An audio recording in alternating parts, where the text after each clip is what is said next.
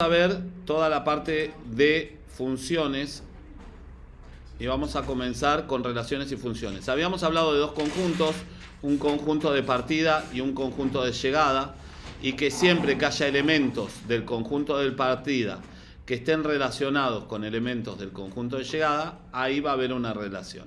Si en esa relación se cumplen con dos condiciones, unicidad, que esa relación sea única, y existencia, que exista de cada elemento del conjunto de partida una relación con algún elemento del conjunto de llegada, eso se convierte en una función. Había una forma rápida que nos permitía rápidamente verificar si lo que yo estaba viendo era o no era función. Y a eso lo denominábamos regla de la recta vertical. Entonces yo imagino que voy trazando infinitas rectas verticales, y si siempre se produce un corte, uno o más cortes, hay existencia. Y si ese corte por cada recta que yo imagino es único, entonces hay unicidad. ¿Hasta ahí estamos de acuerdo? Bien, fíjense acá. Yo trazo varias rectas imaginarias y siempre va a cortar y siempre va a ser único, entonces cumple con existencia y cumple con unicidad. Esto es función. Lo mismo pasa en esta. Imagínense que trazamos varias rectas. ¿Hasta ahí vamos bien? Acá también. Fíjense lo que pasa en esta particularmente. Acá no es función porque tengo una asíntota vertical en x igual a 2. Entonces no cumple con existencia en x igual a 2. Para que esto sea función, yo tendría que redefinir su dominio. Para que algo que originalmente o inicialmente no es función, redefino el dominio y lo convierto en función. ¿Estamos de acuerdo? Sí. Bien, entonces en este caso tendría que decir que el dominio son todos los reales menos el 2. ¿Estamos bien? En este caso.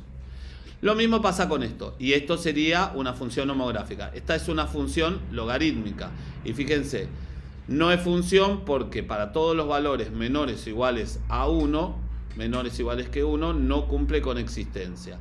Si yo defino que el dominio es desde 1 hasta más infinito, sin incluir el 1, redefino el dominio y ahora lo convierto en función. En cambio esta no es función porque acá, en esta recta, ¿con qué no cumple? Bien, porque se producirían 3 cortes. Y acá no tengo la posibilidad de redefinir esto para que se cumpla o para que sea una función, salvo que lo defina por partes. Bueno, esto sí es función y esto no es función porque acá no cumple con existencia y acá, por ejemplo, no cumple con unicidad. ¿Estamos de acuerdo? Luego de esto yo puedo clasificar las funciones. Las voy a clasificar y voy a utilizar la regla de la recta horizontal. De la misma forma que yo tracé rectas verticales para saber si lo era, horizontal para clasificarlo. ¿Hasta ahí estamos bien? Y lo que voy a decir es esto. Yo pregunto algo. Si yo digo, voy a clasificar a mis alumnos en femenino y masculino, ¿está claro? Entonces, a mis alumnos yo voy a ir señalando y ustedes me dicen femenino o masculino, ¿está claro?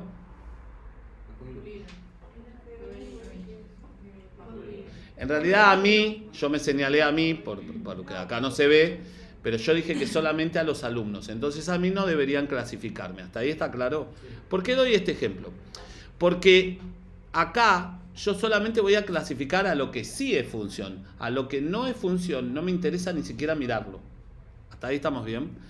Bueno, hay dos maneras. Yo voy a clasificar como clasifican cómo se clasifica en inglés y cómo se clasifica en castellano. Y acá hay una serie de cosas distintas.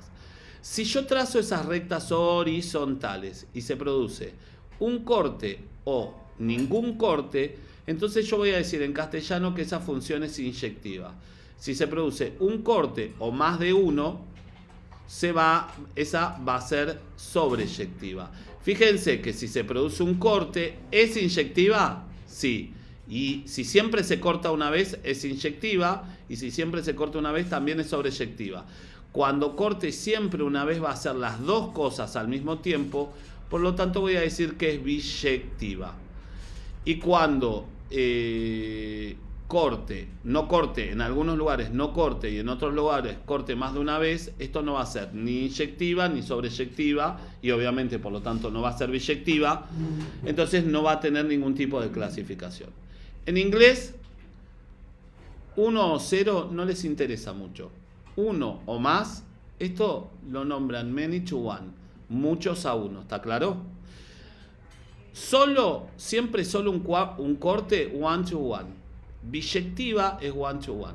Y esto a nosotros nos interesa que las funciones sean biyectivas. Y obviamente 0 más, nada. ¿Por qué nos interesan que sean biyectivas? Porque las funciones que son biyectivas son las funciones que admiten inversa. Y eso lo vamos a ver después. ¿Y por qué quiero que una función admita inversa? Bueno, porque me permite encontrar ante ciertos problemas de aplicación modelados por una función, nos permite encontrar la función inversa, a veces, muchas veces, las soluciones. Les doy un ejemplo sencillo. Imagínense que una función es un virus, la función inversa sería su cura. ¿Hasta ahí estamos bien? Dicho esto, fíjense, ¿esto es función? Sí. Pienso en rectas verticales. ¿Lo ven? Tengo una. ¿Acá cuántos cortes se producen? No, acá. Acá. Y después, 1 o más. Entonces, ¿cómo es esta función? Sobreyectiva. Esta, ¿acá cuántas veces se corta? 0. ¿Y acá? 0 o muchas. ¿Cómo es? Nada. Bueno, la anterior en castellano sería sobreyectiva. En inglés, muy bien. Ahora acá, fíjense. 1, 1, 1, 1, 1, 1, 1. Siempre 1. Biyectiva o... Muy bien. Acá, esto no es, esto no es, esto no es. Acá, esto, tuki, tuki, tuki, 1, 1 o 0, inyectiva. Bueno. Si a esto redefino el dominio, si yo redefino el dominio, la voy a hacer función. Y si a veces redefino la imagen, hago que esa función sea biyectiva. Por ejemplo, acá, supongamos que este valor, donde está la asíntota horizontal, es menos 2. ¿Cuál sería la nueva imagen? Desde acá hay un menos 2. Desde menos 2 hasta... Bien, y desde menos 2 hasta más infinito siempre se produce un corte, y entonces ahora sería biyectiva, redefiniendo la imagen, y me permitiría encontrar su función inversa. Lo mismo acá. Si yo redefiní y saqué este valor, supongamos que esta asíntota horizontal es 3, ¿cuál sería la imagen? Todos los reales menos ¿quién? El 3. Entonces ahí siempre habría un corte y se haría biyectiva y admite inversa. Esta, si redefino el dominio, ya después siempre va a ser biyectiva y admite inversa. Bien, hasta acá esta primera parte. ¿Qué más tenemos? Tenemos esto que está acá, y ahora voy a ver lo que me hablaba y lo que me decía. La definición de función. ¿Cómo voy a clasificar una función? ¿Cómo voy a poder clasificar? Fíjense lo que hablábamos recién. Y acá me está explicando. Fíjense que esta función, en una función, miren esto, en una función 1 a 1, ¿qué me dice? Rob, los valores de entrada, un valor de entrada y un valor de salida, ¿está claro? ¿Qué pasa? Que una función 1 a 1 tiene un valor de salida para cada valor de entrada. Igualmente importante es el hecho de que para cada valor de salida que aparece hay solo un valor de entrada. Bien, ¿qué me está diciendo? ¿Qué me quiere decir? Cuando yo busco la función inversa, o sea, cuando yo busco la función inversa, los valores que yo tenía en el eje X, que eran los valores del dominio, van a pasar al eje Y. Y los valores que tengo en el eje Y van a pasar al eje X. Dicho de otra forma, el dominio de una función biyectiva es la imagen de su función inversa. Y la imagen de su función, de la función biyectiva, es el dominio de la función inversa. ¿Por qué? Porque los valores de X van a Y y los de Y van a X. Entonces fíjense qué pasa con esta función cuadrática que tengo acá. Si yo traslado los valores de X a Y, fíjense que esta cuadrática originalmente no era ni inyectiva, ni sobreyectiva, ni nada. Si yo tomo la imagen desde 0 hasta más infinito, ¿cómo es esta cuadrática? Tuki, tuki, tuki, tuki. No. Tiene dos cortes. Sobreyectiva o many to one. Originalmente no admite inversa. ¿Por qué no lo admite? Porque cuando yo roto y los valores de X pasan a Y y los valores de Y, los que tengo en Y, pasan al valor X, fíjense que esto que está acá no es función porque no cumple con ¿qué? Muy bien. Ahora bien, piensen esto. Matemáticamente, ¿qué quiere decir encontrar una función inversa? Creo que lo hicieron ya el año pasado. ¿Qué quiere decir que encuentre una función inversa? Bueno, ¿cómo voy a encontrar función inversa? Entonces, ¿cómo voy a encontrar, si yo tengo Y es igual a X más 2, la inversa de esta? Lo que voy a hacer es despejar la variable X. Entonces me queda Y menos 2 es igual a X. Y ahora, para indicar cambio, hago el cambio.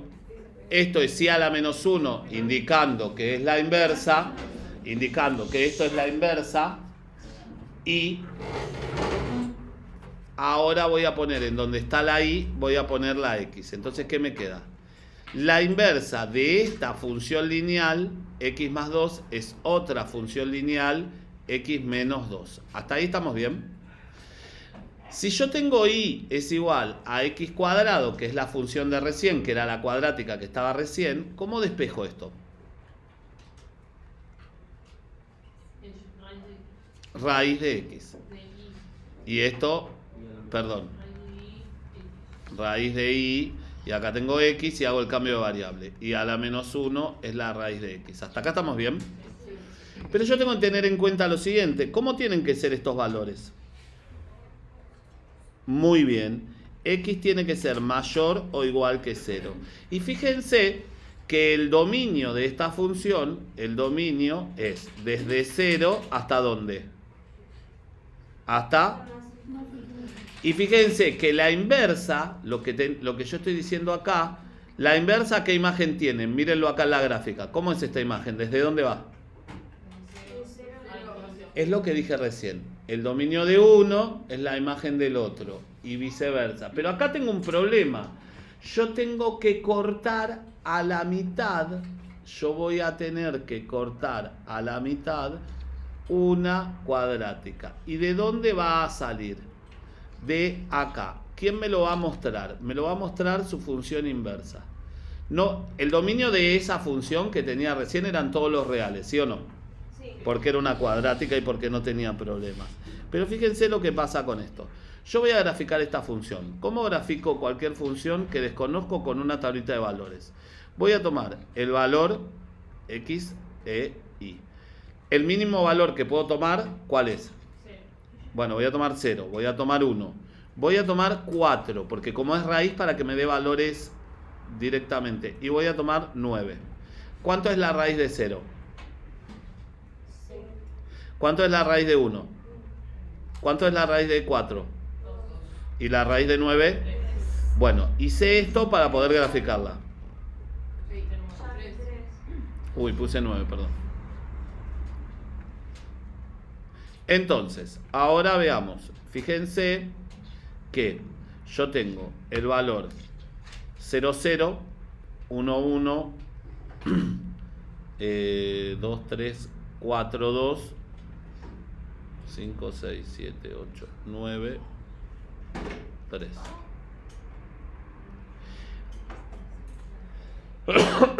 Y fíjense que este gráfico va a continuar así. ¿Cuál es?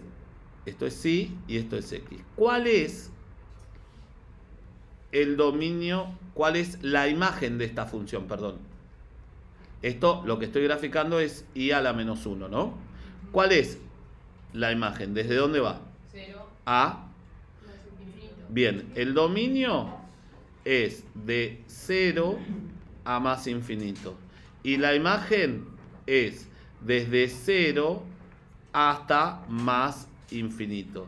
Quiere decir que la parábola que yo tenía acá, que la voy a dibujar en verde, y voy a hacer la tablita de valores de la parábola que era la función original. Acá vamos a poner y menos 1 y acá vamos a poner y x. Voy a poner, fíjense, menos 2, 1, 0, 1, 2.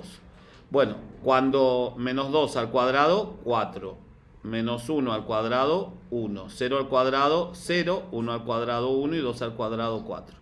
Entonces yo tengo el 0, 0, el 1, 1, el 2, 4. Y después tengo el menos 1, 1 y el menos 2, 4. Esta es mi parábola. Y para que esta parábola admita inversa, esta parte de acá no la tengo que tener en cuenta, porque esta parte de acá me generaría esta parte de acá abajo y no sería función su inversa. ¿Se dan cuenta de lo que digo? Entonces, muchas veces, y acá está el grave problema, cuando yo me encuentre buscando una función inversa de una función cuadrática, yo voy a tener que redefinir su imagen, ya no va a ser todos los reales, y la imagen va a ser desde el vértice hasta más infinito o desde menos infinito hasta el vértice, y voy a tener que redefinir también su dominio. Y su dominio generalmente va a ser del vértice a más infinito o puede ser la otra parte dependiendo si tiene un signo menos delante la otra. Ahora, observen esto. Entonces, la más complicada para buscar su inversa es esto. Y fíjense lo que está pasando. Esta función,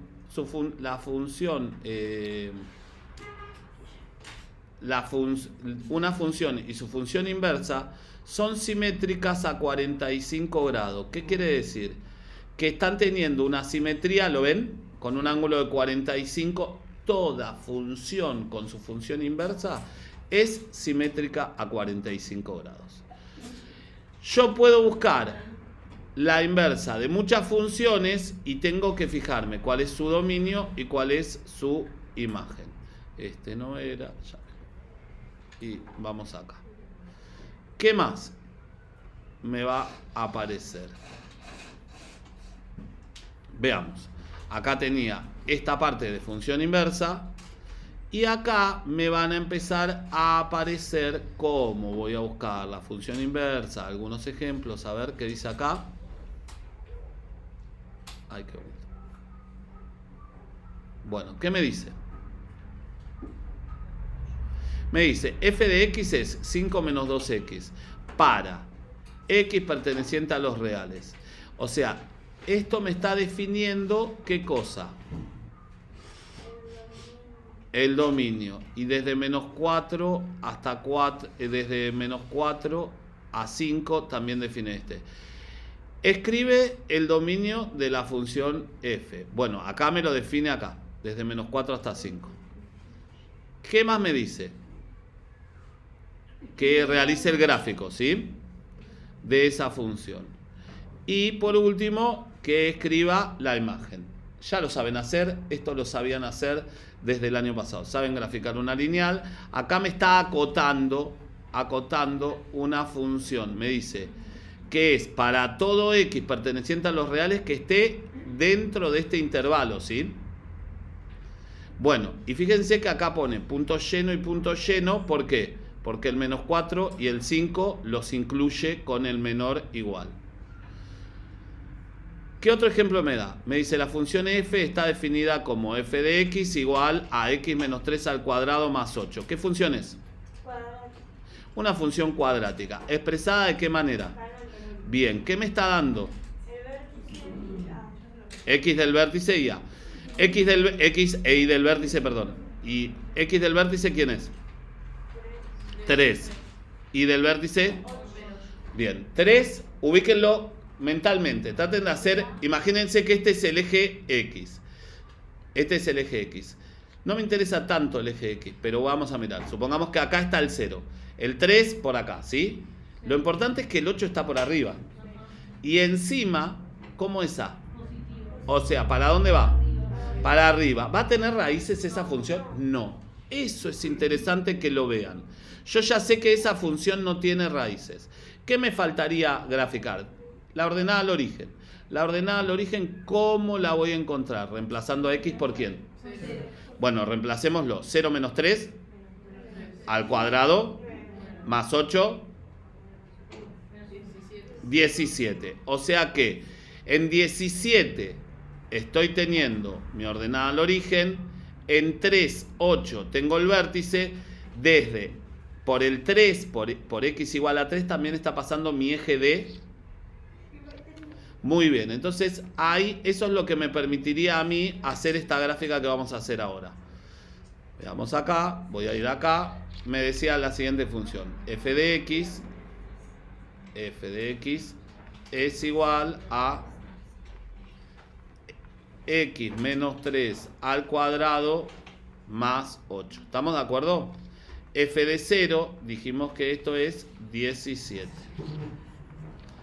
Vengo acá, vengo acá, vengo acá.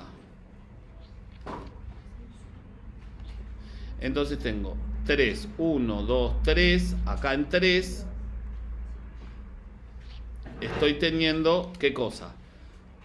En 3 estoy teniendo esto que es mi eje de simetría. ¿Está claro? ¿Por qué dibujo mi eje de simetría así? Bueno, no me voy a poner a contar. Vamos a suponer que acá está el 17. Acá tengo el 3. No, perdón.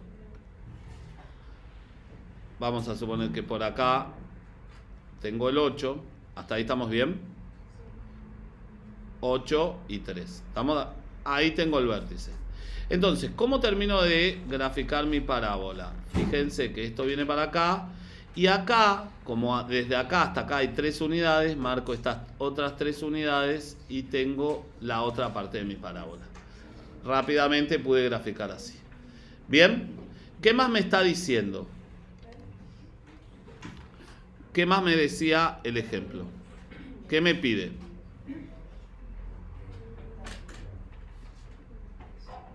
¿Qué hace el gráfico?